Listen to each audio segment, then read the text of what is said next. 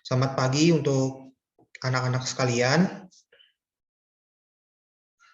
Pagi, Pak. Selamat pagi, Pak.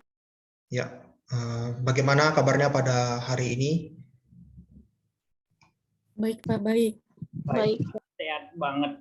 Oh ya, puji Tuhan bahwa kita masih diberkahi dan dirahmati Tuhan, kesehatan, sehingga kita dapat mengikuti pembelajaran pada pagi hari ini dengan keadaan yang baik dan sehat. Nah, sebelum kita memulai pembelajaran ini, Desi bisa memimpin doa kita untuk pembelajaran ini? Bisa, Pak. Oke, silakan Desi pimpin doa kita. Baik, sebelum memulai pelajaran, alangkah baiknya kita berdoa terlebih dahulu. Berdoa dimulai menurut agama dan kepercayaan masing-masing. Berdoa selesai. Ya, baik. Nah, untuk yang selanjutnya Bapak minta kalian untuk mengisi daftar hadir absen di Google Form, udah Bapak kirim tuh ya di grup ya. Oke, Bapak rasa sudah ya untuk mengisi absennya. Nah, kemudian kita akan langsung kita mulai saja. Sebentar, saya share screen. Pembelajaran kita pada pagi hari ini yaitu mengenai Islamisasi dan silang budaya di Nusantara. Nah, untuk yang selanjutnya kita akan masuk ke kata motivasi sebelum kita memulai pembelajaran, yang dimana motivasi pada pembelajaran hari ini yaitu adalah jangan biarkan siapapun mengatakan kau tidak bisa melakukan sesuatu. Kau bermimpi, kau harus menjaganya. Kalau menginginkan sesuatu, raihlah. Titik. Nah, kemudian kita masuk kepada manfaat pembelajaran. Adapun manfaat pembelajaran kita yaitu adalah memberikan pemahaman mengenai latar belakang datangnya Islam di Nusantara beserta cara-cara penyebaran ajaran Islam ke Nusantara. Nah, untuk mekanisme pertemuan pada hari ini yaitu kita akan melakukan pembelajaran seperti biasa, kemudian nanti kalian akan melakukan sesi diskusi di mana di situ terdapat sesi tanya jawab, kemudian ada penugasan dan ada juga saya berikan nanti beberapa pertanyaan untuk mengetahui sebagaimana pemahaman kalian dalam materi pada hari ini. Nah, langsung saja. Ini saya mulai untuk pertanyaan pertama. Nah, kira-kira di antara anak-anak kalian sekalian ada yang mengetahui tentang Islamisasi enggak? Coba siapa yang bisa menjawab pertanyaan berikut ini? Ada yang tahu?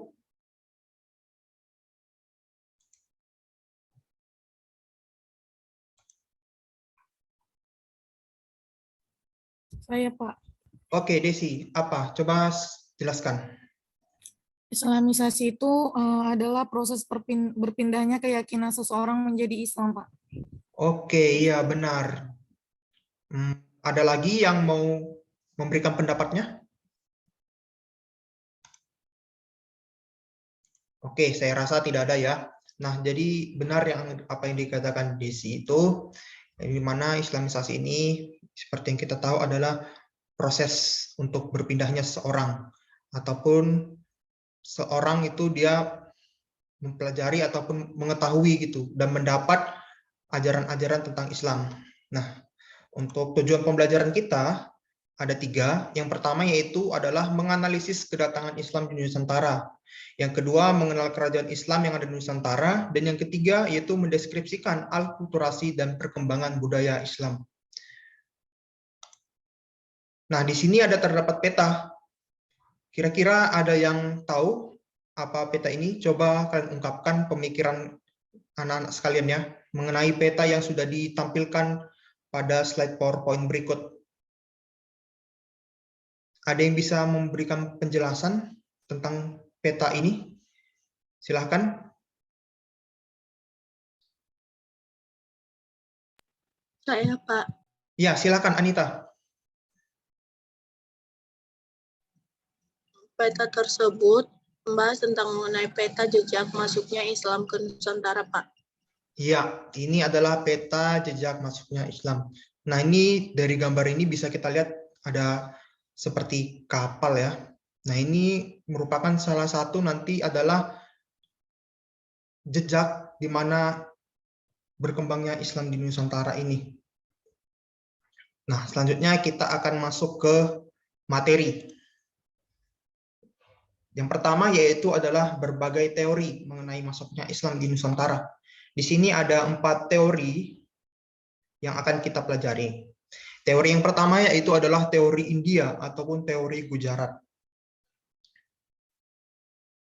Teori ini berpendapat bahwa agama Islam masuk ke Indonesia pada awal ke-13 dan pembawanya berasal dari Gujarat, India. Dasar dari teori ini adalah kurangnya fakta yang menjelaskan peranan bangsa Arab dalam penyebaran Islam di Indonesia. Yang kedua adalah hubungan dagang Indonesia dengan India telah lama melalui jalan Indonesia, Cambai, Timur Tengah, dan Eropa.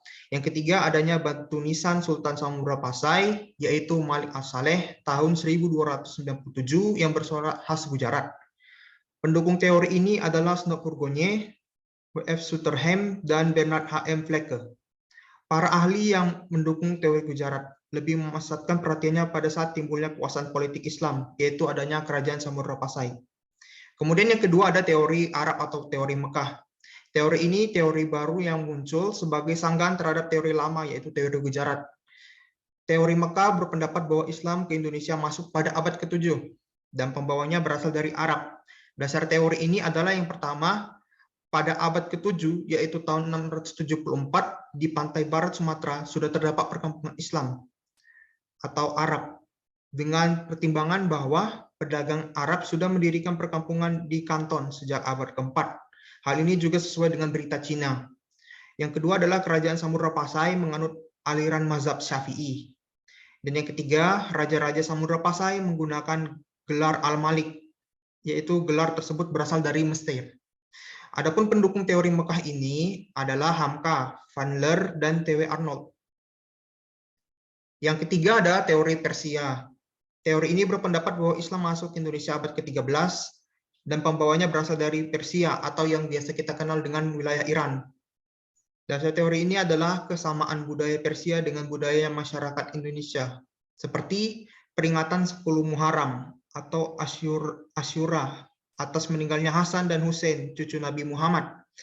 Yang kedua adalah kesamaan ajaran Sufi yang dianut Syekh Siti Jenar. Yang ketiga, penggunaan istilah bahasa Iran dalam sistem mengeja huruf Arab atau tanda-tanda bunyi harakat. Yang keempat, ditemukannya makam Maulana Malik Ibrahim tahun 1419 di Gresik. Kemudian adanya perkampungan Leren di wilayah Gresik. Kemudian ada teori Cina. Menurut teori ini, Islam datang ke Indonesia dibawa oleh pedagang-pedagang Muslim Cina melalui jalur perdagangan pada abad ke-7 sampai ke-8 Masehi. Adapun tempat yang pertama didatangi adalah wilayah Sumatera. Perlu dipahami bahwa teori ini tidak berbicara tentang awal datangnya Islam ke Indonesia, melainkan tentang peran Muslim Cina dalam menyumbangkan data informasi tentang adanya komunitas Muslim di Indonesia, serta dan perannya dalam perkembangan pada abad ke-15 dan 16 Masehi. Nah, kemudian yang selanjutnya kita masuk ke bagian saluran penyebaran Islam. Di sini ada 7 saluran penyebaran Islam. Yang pertama adalah perdagangan. Hal ini terkait dengan perkembangan lalu lintas pelayaran dan perdagangan pada abad ke-7 sampai abad ke-16 dari Eropa, Timur Tengah, India, Asia Tenggara, dan Cina. Yang kedua, melalui jalur perkawinan. Ada pula di antara para pedagang yang tadi datang ke Indonesia itu kemudian menikah dengan wanita-wanita lokal di Indonesia. Melalui perkawinan tersebut terbentuklah ikatan kekerabatan besar beragama Islam yang merupakan awal terbentuknya masyarakat Islam. Yang ketiga adalah di bidang pendidikan. Para ulama atau mubalik mendirikan pondok pesantren di beberapa tempat di Nusantara. Seperti yang kita ketahui ini udah umum ya untuk kita lihat gitu dan cukup dikenal gitu. Kemudian yang keempat, seni budaya. Penyebaran agama Islam melalui sarana seni budaya disesuaikan dengan keadaan di Indonesia, karena ketika itu Hindu-Buddha dan kepercayaan asli masih berakar sangat kuat. Kemudian ada tasawuf yang kelima, mengajarkan umat Islam agar selalu membersihkan jiwa dan mendekatkan diri dengan Tuhannya. Yang keenam adalah bidang dakwah. Nah, yang bidang dakwah ini seperti yang kita tahu ini umumnya dipegang oleh 9 wali yang nanti akan dimasukkan dalam pembelajaran ini. Yang ketujuh adalah bidang politik. Berbicara dengan bidang politik ini, kita tahu bahwa banyak terdapat kerajaan-kerajaan ataupun kesultanan-kesultanan di wilayah Indonesia yang bercorak Islam. Nah, selanjutnya di sini ada studi kasus. Di lingkungan masyarakat Indonesia, terutama di pedesaan, masih sering ada kegiatan kenduri atau selamatan untuk suatu kegiatan, peristiwa, atau kegiatan tertentu yang disertai dengan doa-doa secara Islam. Sementara bila dilihat dari hal tersebut tidak ada dalam ajaran Islam. Coba identifikasi hal tersebut dan kemukakan pendapat Anda. Mungkin di antara anak-anak sekalian, ada yang mau mencoba untuk menjawab ini, studi kasus ini? Silahkan. Saya, Pak. Ya, silakan Desi. Nah, jadi menurut saya, Pak, kenduri itu merupakan suatu bentuk berkumpulnya bersama yang dihadiri lebih dari 2 orang untuk memohon doa permohonan doa yang dipanjatkan yang bertujuan meminta keselamatan dan mengabulkan yang manusia inginkan. Dan upacara kenduri ini biasa dilakukan oleh orang Jawa. Dan ini merupakan fenomena yang tidak dapat dilepaskan dengan akar sejarah, dengan yang kepercayaan-kepercayaan yang pernah dianut oleh orang Jawa itu sendiri. Karena upacara kenduri ini sudah mendarah daging hingga sekarang. Dan juga masyarakat Jawa melaksanakan kenduri dimaksudkan untuk memperoleh keselamatan bagi masyarakat Jawa itu sendiri. Kenduri yang pada mulanya bersumber dari kepercayaan animisme sampai ke dinamisme, dan kepercayaan atas roh nenek moyang tersebut sampai detik ini tidak dapat dihilangkan begitu saja. Mungkin sekian menurut saya, Pak. Oke, terima kasih ya kepada Desi yang sudah menjelaskan.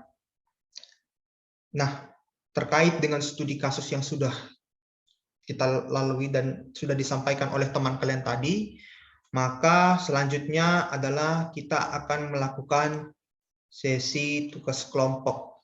Nah, di sini saya sudah membagikan ada 2 tema yang akan dibahas dalam kelompok. Yang kelompok pertama yaitu adalah teori masuknya Islam di Nusantara yang paling tepat terhadap kedatangan agama Islam di Nusantara, serta bukti awal hadirnya Islam di Nusantara. Di sini sudah Bapak bagikan nama-namanya. Yang pertama yaitu terdiri dari Anita Siti M. Gultom, kemudian ada Novita Margareta Pandiangan, Sri Wahyuni, dan yang terakhir adalah Wareski Diardo Tagalung. Itu untuk anggota kelompok pertama. Untuk kelompok kedua, tema yang akan dibahas dalam tugas kelompoknya yaitu adalah tentang peranan Wali Songo dalam menyebarkan Islam di Nusantara. Nah, anggota kelompok 2 ini terdiri dari Desi Ratnasari, Echa Wulandari, Indriati Safiti Telaum Banua, dan yang terakhir adalah Yediza Saputrinta Perangin-angin. Nah, maka dari itu, Bapak minta kalian dapat membuat tugas kelompok ini sebaik mungkin, dan nanti akan dipresentasikan. Kemudian nanti kalau ada pertanyaan, silahkan nanti mohon ditanggapi oleh para kelompok yang bertanya. Baik, demikian Bapak tunggu ya untuk kelompok-kelompoknya, silahkan untuk mengerjakan dan nanti setelah selesai langsung dipresentasikan ya.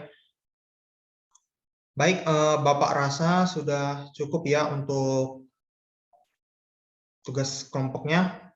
Nah, Bapak minta untuk kelompok 1 kiranya menyampaikan hasil daripada pekerjaan tugas kelompoknya. Silahkan, siapa di antara anggota kelompok 1 yang bersedia? Sebentar ya, Pak. Oke, ya, saya tunggu ya.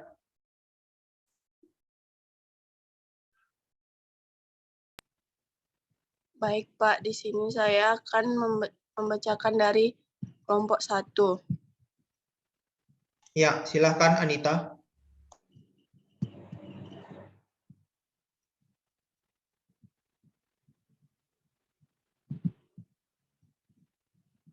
Sebentar. Sebentar ya, Pak. HP saya lelet. Oke, ya, saya tunggu ya. Untuk kelompok 2, kiranya dipersiapkan juga ya.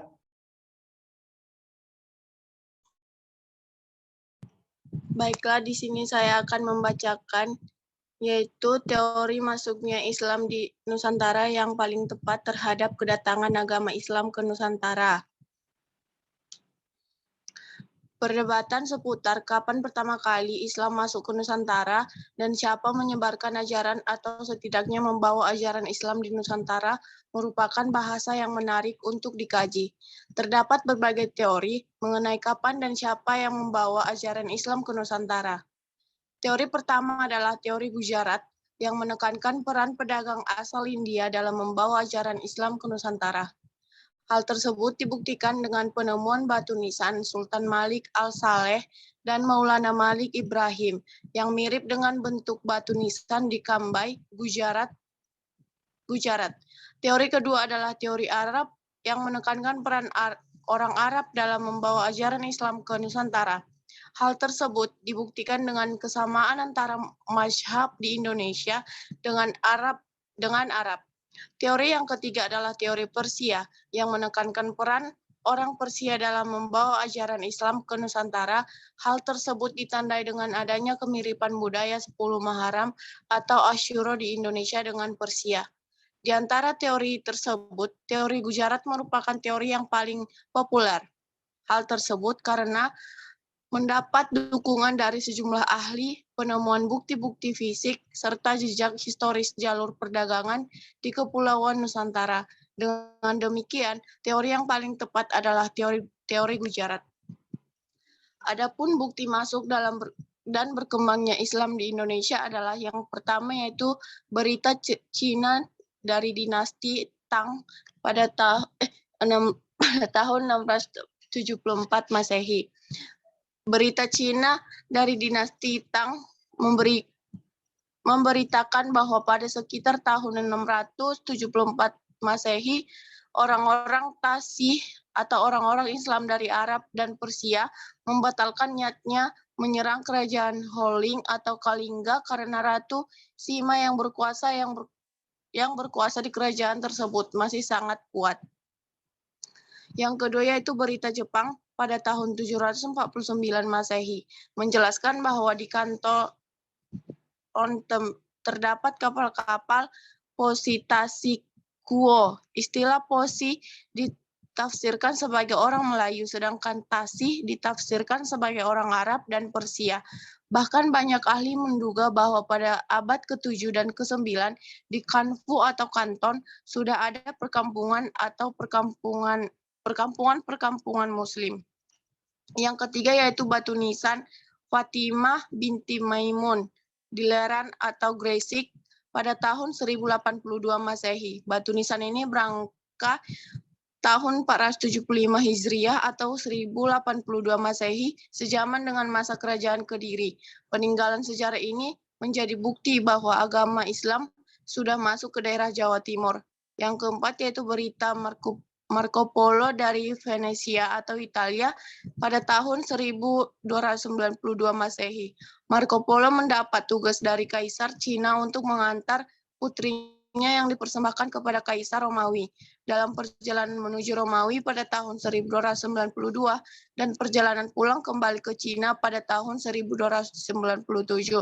Ia singgah di Sumatera bagian utara. Ia menuliskan bahwa di wilayah itu sudah ada beberapa kerajaan Islam seperti Lamuri, Fansur, Barus, Perlis, Perlak, dan Samudra Pasai.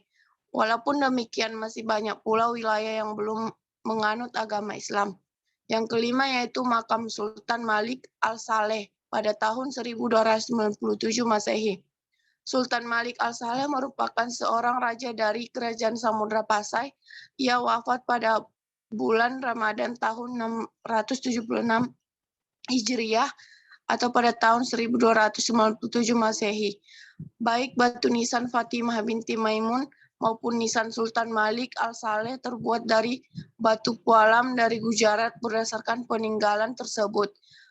Banyak ahli menyimpulkan bahwa agama Islam di Indonesia berasal dari Gujarat. Berdasarkan peninggalan ini, juga dapat disimpulkan bahwa untuk pertama kalinya muncul seorang raja beragama Islam dengan gelar sultan.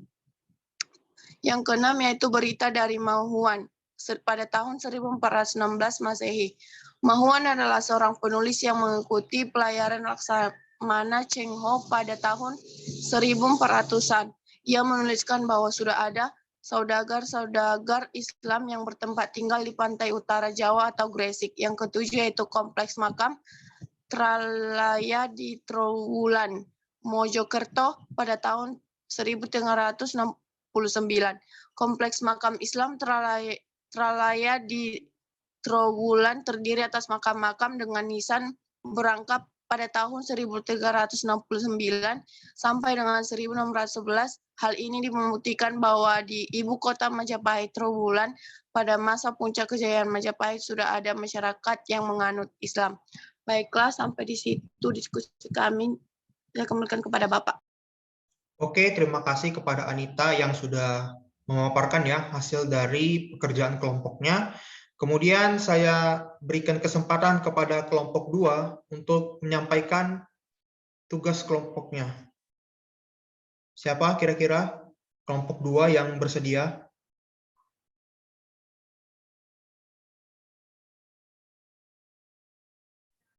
Saya, Pak. Baik, silahkan Desi untuk mewakili kelompoknya. Baiklah, kami dari kelompok 2 akan membacakan diskusi dari soal yang telah Bapak berikan mengenai peranan Wali Songo dalam menyebarkan Islam di Nusantara. Yang pertama ada Maulana Malik Ibrahim, wafat di tahun 1419. Beliau ini melakukan aktivitas pertamanya ketika itu adalah berdagang dengan cara membuka warung yang menyediakan kebutuhan pokok dengan harga yang murah. Selain itu, secara khusus Malik Ibrahim ini juga bekerja sebagai tabib yang membantu mengobati masyarakat secara gratis. Selain berdagang dan menjadi tabib, Maulana Malik Ibrahim ini juga mengajarkan cara-cara baru bercocok tanam kepada masyarakat kelas bawah yang selama ini disisihkan oleh ajaran Hindu. Yang kedua ada Sunan Ampel. Sunan Ampel ini membangun pondok pesantren di Ampel Denta yang merupakan daerah yang dihadiahkan oleh Raja Majapahit pada pertengahan abad ke-15. Pesantren tersebut berhasil menjadi pusat pendidikan agama Islam yang sangat berpengaruh di wilayah Nusantara hingga mancanegara. Yang ketiga ada Sunan Giri. Sunan Giri ini setelah 3 tahun berguru kepada ayahnya, Raden Paku, pergi ke Jawa lalu mendirikan sebuah pesantren yang diberi nama Pesantren Giri di sebuah perbukitan di Desa Sidomukti ke Bomas. Selanjutnya ada Sunan Bonang. Sunan Bonang ini turut mendirikan Masjid Sangkal Daha dan kemudian bermukiman di Desa Bonang Lasem, Jawa Tengah dan mendirikan tempat pesujudan atau Jawiyah serta pesantren dengan nama Watu Layar. Lalu yang kelima ada Sunan Derajat. Sunan Derajat ini diperkirakan lahir pada tahun 1470 Masehi. Beliau adalah putra dari Sunan Ampel. Beliau bahkan mendapat gelar Sunan Mayang Madu dari Raden Patah yang merupakan Sultan Demak kala itu. Dan pada tahun Saka 1442, penghargaan ini diberikan berkat keberhasilannya menyebarkan agama Islam dan mengurangi kemiskinan warganya. Yang keenam ada Sunan Kalijaga, yang dimana Sunan Kalijaga ini memiliki pemikiran juhud yang berawal dari upaya membangun kesadaran masyarakat pada arti bekerja dan beramal. Selain pemikiran yang luar biasa dalam bidang tasawuf, beliau juga memilih kesenian dan kebudayaan sebagai sarana untuk berdakwah. Selanjutnya ada Sunan Kudus, yaitu Sunan Kudus ini berdakwah dengan memanfaatkan simbol-simbol Hindu dan Buddha. Hal itu terlihat dari arsitektur Masjid Kudus dengan bentuk menara, gerbang, dan pancuran atau padasan wudhu yang melambangkan 8 jalan Buddha. Yang ke-8 ada Sunan Muria. Sunan Muria ini lebih suka 20 tinggal di daerah sangat terpencil dan jauh dari pusat kota untuk menyebarkan agama Islam. Beliau juga bergaul dengan rakyat jelata sambil mengajarkan keterampilan-keterampilan bercocok tanam, berdagang, dan melaut. Ke-9 ada Sunan Gunung Jati. Sunan Gunung Jati atau Syarif Hidayatullah ini mendirikan Kesultanan Cirebon yang juga dikenal sebagai Kesultanan Pakungwati. Dalam berdakwah, beliau menganut kecenderungan Timur Tengah yang lugas. Namun beliau juga mendekati rakyat dengan membangun infrastruktur berupa jalan-jalan yang menghubungkan antar wilayah. Mungkin sekian hasil dari diskusi kelompok kami, Pak. Saya kembalikan kepada Bapak. Ya, baik. Terima kasih ya kepada kelompok 2 yang sudah merepresentasikan hasil daripada tugas kelompoknya. Nah, selanjutnya Bapak berikan kepada setiap kelompok untuk melakukan sesi tanya jawab ya.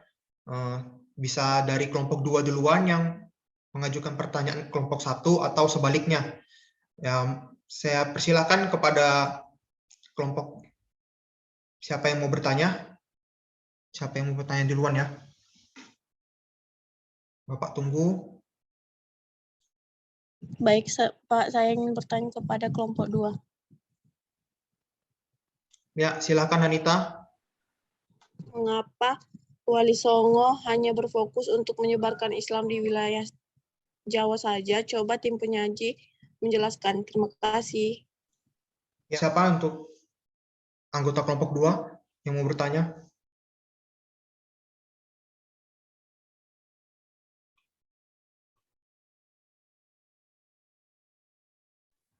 Saya, Pak. Ya, Desi silakan. Baik, pertanyaan untuk kelompok 1 dari kami, kelompok 2, yaitu dari teori mengenai masuknya Islam di Nusantara yang sudah dijelaskan oleh Bapak maupun tim penyaji tadi. Apakah ada teori lainnya yang juga membahas mengenai kedatangan Islam di Nusantara? Jika ada, coba jelaskan. Terima kasih, saya kembalikan ke Bapak. Oke, terima kasih ya untuk kelompok 2 yang sudah memberikan pertanyaannya. Nah, selanjutnya coba ditanggapi ya pertanyaan yang telah diberikan tadi agar kita sama-sama mengetahui dan bisa saling belajar gitu ya.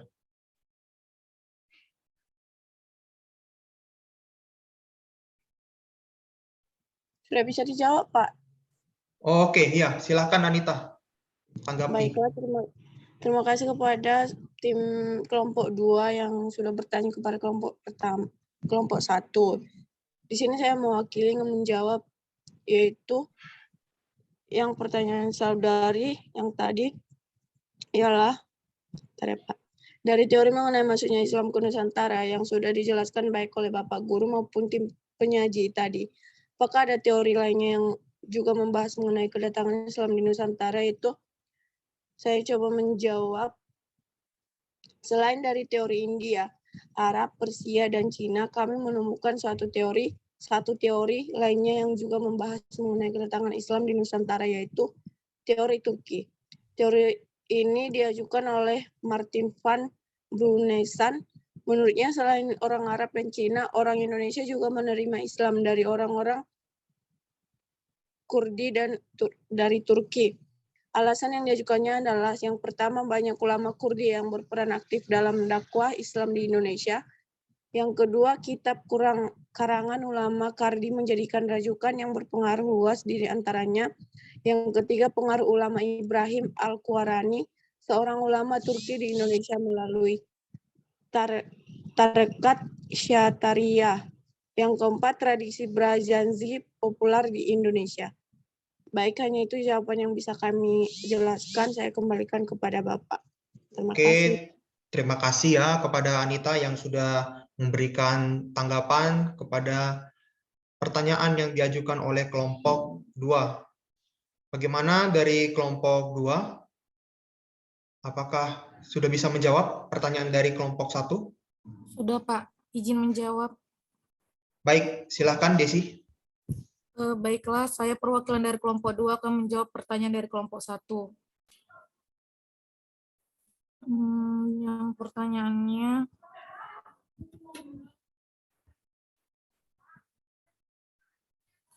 mengapa Wali Songo hanya berfokus untuk menyebarkan Islam di wilayah Jawa saja? Coba tim pemateri jelaskan.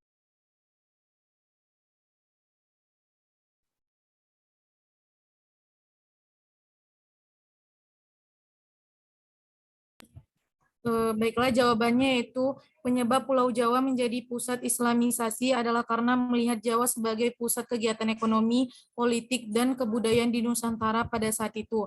Sebagai pusat perniagaan, tentunya Jawa banyak dikunjungi oleh pedagang dari luar Jawa, sehingga diharapkan para pedagang inilah yang akan menyebarkan ajaran Islam di daerah asal mereka. Kelima, tempat yang dihuni para wali di Jawa Timur dulunya merupakan kota bandar atau pelabuhan. Pengambilan wilayah pantai ini adalah ciri Islam sebagai ajaran yang disampaikan oleh para dai yang berprofesi sebagai pedagang. Pusat dakwah juga mengalami perpindahan ke Jawa Tengah dari Jawa Timur karena saat itu pusat kekuatan ekonomi dan politik memang sedang beralih ke Jawa Tengah. Selain Majapahit goyah akibat serangan Kediri tahun 1478. Persebaran dakwah tiga sunan di Jawa Tengah ternyata tak hanya ditujukan untuk Jawa Tengah saja, tetapi juga untuk kawasan Indonesia Tengah seluruhnya, seperti daerah Demak, Jepara, Kudus, Pati, Juwana, dan Rembang adalah pusat perniagaan laut yang ramai pada abad ke-16, sehingga memungkinkan penyebaran Islam akan bisa masif. Adapun pemilihan Cirebon sebagai tempat dakwah Sunan Gunung Jati tak dapat dilepaskan hubungannya dengan jalur perdagangan rempah-rempah sebagai komoditi yang berasal dari Indonesia Timur atau ke Indonesia Barat. Oleh karena itu, penentuan Cirebon dengan pertimbangan ekonomi, sosial, dan politik saat itu mempunyai nilai geostrategis, geopolitik, dan geoekonomi yang menentukan keberhasilan penyebaran Islam selanjutnya. Jadi dapat dikatakan bahwa Islamisasi yang berlangsung di Jawa pada hakikatnya juga akan menyebar lewat para pedagang yang singgah ke daerah lainnya. Mungkin sekian dari jawaban kelompok 2, saya kembalikan kepada Bapak. Oke, terima kasih ya. Dengan terjawabnya pertanyaan dari kelompok pertama ke kelompok 2, maka sesi diskusi akan sudah berakhir. Maka yang selanjutnya Bapak minta nih kepada anak-anak sekalian, siapa yang dapat menyimpulkan dari pembelajaran yang telah kita laksanakan pada pertemuan hari ini? Siapa kira-kira yang bisa memberikan kesimpulan dari diskusi dan pemaparan yang telah Bapak sampaikan tentunya?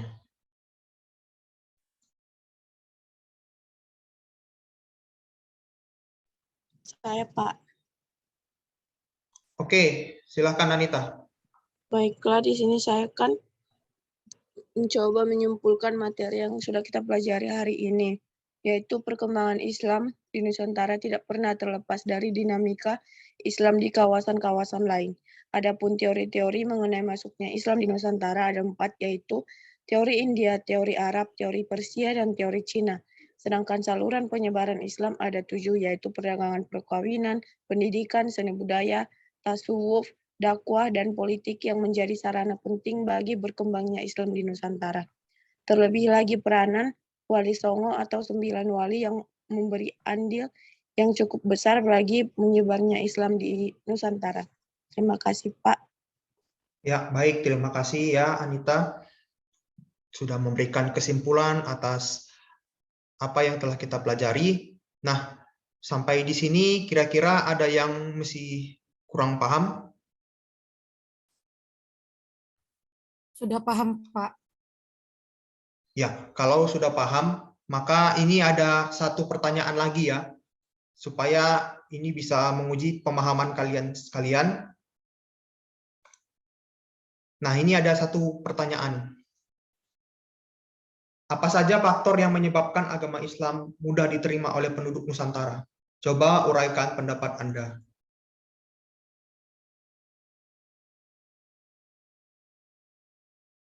Ini coba pertanyaannya ditanggapi ya, kalau memang kira-kira sudah paham. Saya, Pak. Ya, silakan Desi.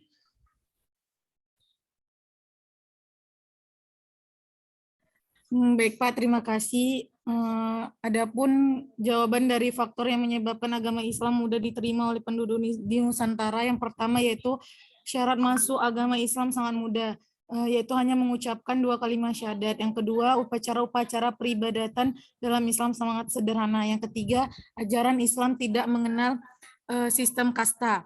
Yang keempat yaitu Islam bersifat terbuka sehingga penyebaran Islam dapat dilakukan oleh setiap pemeluk agama Islam. Yang kelima, penyebaran agama Islam di Indonesia disesuaikan dengan adat dan tradisi masyarakat Indonesia.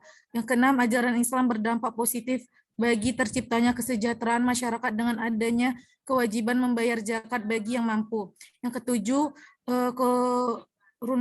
keruntuhan kerajaan-kerajaan Hindu Buddha memberikan kesempatan yang luas bagi perkembangan Islam. Dan yang terakhir yaitu Islam masuk secara damai dan tanpa adanya paksaan. Mungkin sekian Pak, saya kembalikan kepada Bapak.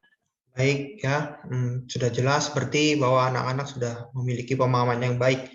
Nah, kemudian Bapak akan tanggapi apa yang telah dipaparkan tadi oleh kelompok diskusi, terlebih kepada kelompok yang kedua ya, itu Bapak lihat performa dari kelompoknya bagus, maka saya sangat apresiasi kepada hasil pekerjaan oleh kelompok 2. Berikan dulu aplaus kepada kelompok 2. Kita sudah masuk ke bagian akhir, yang dimana ini ada pekerjaan rumah buat kalian. Yang pertama itu adalah membuat video pembelajaran mengenai sejarah kerajaan Islam di Indonesia. Yang kedua ada membuat resume mengenai akulturasi budaya antara budaya Indonesia dan juga budaya Islam. Namun sebelum daripada itu, ada juga tugas lainnya, bisa dikumpulkan nanti setelah istirahat ya, bisa dikumpulkan, dan besok juga bisa kalian temui Bapak di kantor untuk penyerahan tugasnya. Mungkin demikian, sebelum kita mengakhiri daripada pembelajaran kita pada hari ini, ada baiknya kita berdoa menurut agama dan keyakinan kita masing-masing. Berdoa dimulai.